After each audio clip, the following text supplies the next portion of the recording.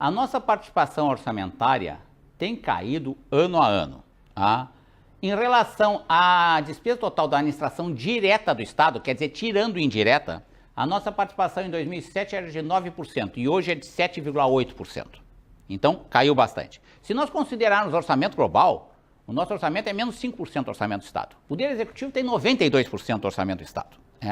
E por que a nossa participação foi caindo assim e isso se possibilitou? Quer dizer, caiu a participação e, enfim, como é que se fez isso? Como é que se viabilizou essa queda de participação? Se viabilizou porque os nossos serviços começaram a ter muitos cargos vagos. Só que isso acaba refletindo na prestação jurisdicional. Tinha cartório que tinha que funcionar com 7, 8 e tinha 1, 2, obviamente que isso fica prejudicado. Aliado a isso, o nosso número de aposentadorias, que a média anual era de 125, no ano passado houve 296. Por quê? Porque começou toda essa polêmica em função da reforma da Previdência. Naturalmente que as pessoas se assustam e cresce o número de aposentadorias. Então nós tínhamos uma absoluta necessidade de repor o nosso quadro de servidores. Na verdade, nosso quadro de servidores, por que baixou a participação e não quebrou? Porque o número de servidores foi diminuindo ao longo de todo esse tempo. Foram servidores saíram em grande número e eu digo assim, que 1/3 foi reposto. 1/3 foi substituído por estagiários e o outro terço ficou vago mesmo. E os nossos serviços foram piorando. Então, este ano nós vamos ter, em primeiro grau, a nomeação de mais de 600 servidores. Nós temos a abertura de mais de 700 vagas de estágio. Com isso, nós conseguimos colocar na nossa prestação de serviço, no cartório, lá na ponta, de que é quem atende o servidor, mais 1.000 pessoas. Claro que, em parte, isso é a reposição dos que se aposentaram. Mas se nós não fizéssemos essa reposição, realmente os nossos serviços iam começar a piorar crescentemente. E eu digo que, por exemplo, esse relatório mostra que nós temos números assim, comparativamente. Eu também não estou satisfeito com o serviço que se presta. Agora a gente tem que ter uma noção comparativa. Comparativamente bom com relação a outros estados, não na nossa expressão, mas na expressão do Conselho Nacional de Justiça. Os nossos índices de educação já foram bons comparativos com outros estados. E o que está acontecendo? Estão piorando, né? O que nós queremos evitar é que com a justiça aconteça isso, que um dia nós vamos olhar para trás e dizer, nós fomos sucateando, pelo discurso que aparece em alguns setores da imprensa de nivelar por baixo, e de repente nós vamos dizer, nós já tivemos uma educação modelar no país, nós vamos dizer, nós já tivemos uma justiça que quando era feita análise comparativa era a primeira do país. E nós tínhamos uma necessidade mínima de repor, e é isso que nós fizemos com responsabilidade, mas repondo aquele mínimo necessário para nós podermos prestar o serviço. Eu tenho dito, com relação às críticas que aparecem em alguns lugares, que veja, o IPCJus, que é o principal indicador do CNJ no dinheiro deles, nós temos há 9 anos consecutivos o melhor índice. Em remuneração, nós estamos em 15º lugar no país. É como se o Grêmio Internacional fossem campeão nacional, fossem 9 anos do Campeonato Brasileiro, e tivessem a 15ª folha de pagamento do país, e um determinado cronista esportivo só fizesse críticas. Seria, mutatis mutandis, essa mesma situação. Bom, um dos destaques da atual administração foi, sem dúvida, a defesa firme da autonomia do Poder Judiciário, inclusive nas votações da Assembleia Legislativa. Eu gostaria que o senhor colocasse como é que está a questão da votação do 10º, que foi rejeitada. A questão do 10º, a nosso ver, foi uma questão que foi superada, decidida no ano passado. E o que é decidido não se deve requentar sobre pena de trazer de novo uma mesma discussão.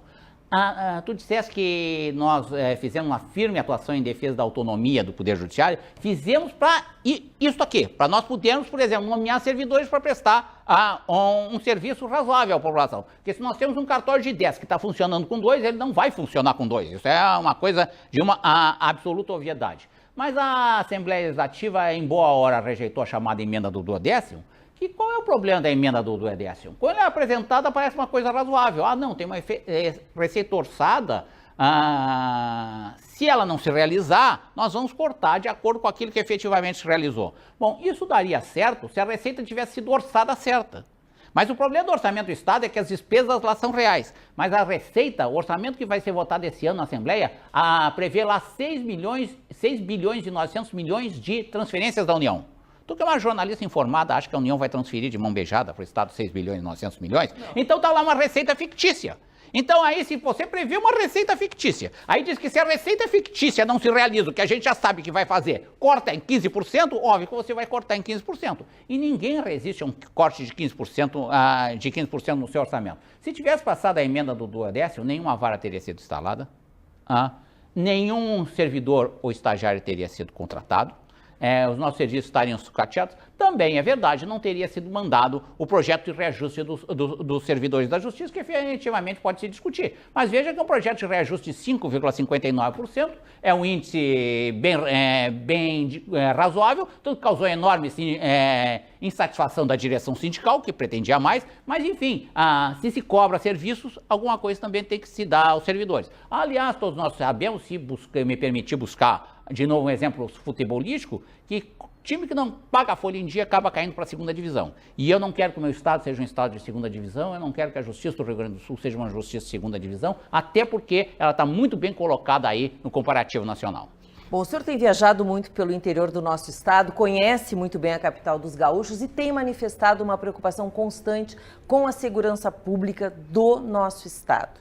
A questão das superlotação, presos em delegacia, presos em viaturas. De que maneira o Executivo poderia cuidar mais da segurança pública do nosso estado? Primeiro vamos, de novo, pontuar isso. Eu te diria que não sou eu, nem tu, que manifesta uma preocupação com a segurança do nosso estado. Eu acho que todo mundo manifesta. Você pergunta para qualquer pessoa, estão todos muito preocupados. Agora, o senso comum aí, ele não resolve a questão. Porque o que foi feito no atual período administrativo do governo estadual, inclusive mais na primeira parte da gestão da Secretaria de Segurança Pública, foi adotar esse senso comum. Prende, prende, prende, prende. Nós temos hoje 6 mil presos a mais no Rio Grande do Sul do que quando começou esse governo. Eu te pergunto, a situação de segurança pública melhorou? Não. Por quê? Porque porque você precisa começar a interpretar números. 90% das prisões são prisões em flagrante. Prisão em flagrante, sabe quem é que prende? É o pequeno traficante. Chega lá na boca de fumo, faz um arrastão, prende todo mundo. Esse pequeno traficante vai ser preso, vai ser jogado lá dentro de uma galeria no Presídio Central, ele para sobreviver, para poder dormir, para ter roupa, para ter comida, para não ser vítima de violência, vai depender do poder do chefe da galeria, que é um chefe de facção. Como ele é um pequeno traficante, daqui a 15 dias ele sai, comprometido com aquela facção. Outra questão é a questão dos presos em delegacia. Eu dizia que nós tínhamos um orgulho, ainda foi na administração passada, não sei se todo mundo se recorda, veio aqui o ministro Joaquim Barbosa e o doutor Rodrigo Janot, que era então procurador-geral da República, e fizeram uma inspeção lá no Presídio Central. Sim.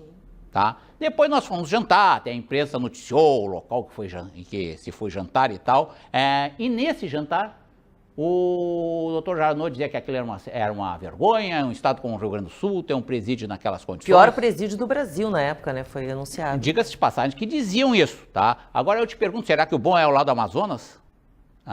Quanto ao nosso presídio central, condições materiais horríveis, Mas muito pelo trabalho dos nossos juízes e da Brigada Militar, de eu fazer justiça, que há 20 anos não tem motim, Mas ele dizia, isso é uma barbaridade no estado como o Rio Grande do Sul, ele dizia, doutor Janot, nós temos um orgulho aqui nesse estado. Nesse estado, daqui a 30 anos, não tem um preso em delegacia. E isso só ocorre aqui. Bom, agora nós já não podemos dizer isso. Então, essa situação de preso em delegacia, preso algemado e tal, em viatura, em corrimão e tal, é uma situação que, enfim, depõe contra o nosso estado. O que eu acho que teria que se fazer aí? Eu já disse quanto à situação de segurança pública. No curtíssimo prazo, abrir o presídio de Canoas com sua capacidade completa. Lá dá para botar 2 mil presos. Isso era uma coisa que não era para ontem, isso era para o ano passado, porque quando se iniciou esse período administrativo, tinha 95% do presídio de Canoas pronto. Faltava acesso, faltava esgoto, mas estava praticamente pronto, tudo que já tinha sido inaugurado. Aliás, já tinha sido até demolida uma galeria do presídio central, que estão os escombros até lá hoje, e isso evidentemente que diminuiu a capacidade. Então, primeiro momento, para evitar esse problema de preso, abrir Canoas. Segundo momento, os presos tem que voltar para a cela e não está solto dentro de galeria que isso ocorre. Hoje, nos presídios administrados pela SUSEP, os presos estão em cela. Pega a penitenciária de Juí, por exemplo, que é uma penitenciária grande, tem 1.500 presos lá, estão dentro de cela. Condições que não são boas, evidente, porque não há condições boas na prisão, mas tem as piores e as piores, né? Nos presídios administrados pela Brigada Militar, não que seja a brigada, mas que são as grandes casas prisionais, eles estão soltos dentro de uma galeria. Você pega aqui a galeria da principal no sentido de mais numerosa facção que tem lá dentro do Presídio Central. Tem 700 pessoas dentro da galeria, circulando por lá, dentro da galeria livremente, sendo que o Estado não entra. Só quem entra lá quando tem que fazer alguma coisa é o antigo choque, hoje Grupamento de Operações Especiais da Brigada Militar. Se os presos estão soltos dentro da galeria, eles estão em assembleia geral permanente do escritório central do crime. Eu digo que é um escritório que tem péssimas condições materiais, mas está reunido permanentemente. Então os presos têm que voltar para celas e isso implica diminuir a superlotação, porque senão eles não cabem dentro das celas, uma coisa muito simples. Terceiro lugar, e isso realmente eu reconheço, está havendo um movimento do governo do estado e do secretário Schirmer, ampliar o regime das APACs, que é um regime eficiente de administração compartilhada das casas prisionais e que, onde foi aplicado em outros estados, apresenta bons índices de recuperação, coisa que no sistema penitenciário, como nós temos, nem se cogita. Mas o sistema penitenciário, como está hoje, que os presos estão lá restritos dentro de uma galeria completamente superlotada, mas lá eles conversam livremente, falam com o celular, mandam ordens lá para fora, não está servindo nem para conter. Porque antigamente quem estava preso não podia cometer crime. Hoje ele está lá dentro do presídio com o celular dando ordem para o membro da facção que está na rua. Presidente, para nós encerrarmos a nossa entrevista especial, gostaria então que o senhor se dirigisse aos nossos telespectadores desses momentos finais, por favor. Bom, quando nós assumimos, nós sabíamos que nós éramos a gestão da crise. E veja que tem algumas coisas, assim como, por exemplo, a situação de segurança pública, que se nós formos dar uma ideia minimamente realista para as pessoas, nós não podemos ser otimistas porque o quadro não está bom. Mas dentro desse limite da crise, nós nos esforçamos muito em gestão, no sentido das nossas despesas, não é não gastar, mas gastar bem. O gasto público ele tem que se reverter em um projeto, um ganho para a população, um ganho para o usuário do serviço. E ampliar as nossas receitas no sentido de que nós possamos prestar o melhor serviço possível à população do Rio Grande do Sul. Alguém vai dizer, esse processo está demorando, o serviço não é bom. Nós sabemos disso. O esforço do processo eletrônico, por exemplo, é de que nós consigamos ser mais céleres. Mas, no comparativo em relação a outros estados, segundo não o Tribunal do Rio Grande do Sul, segundo o CNJ, que é o órgão nacional, nós estamos, digamos, em melhor situação do que outros estados.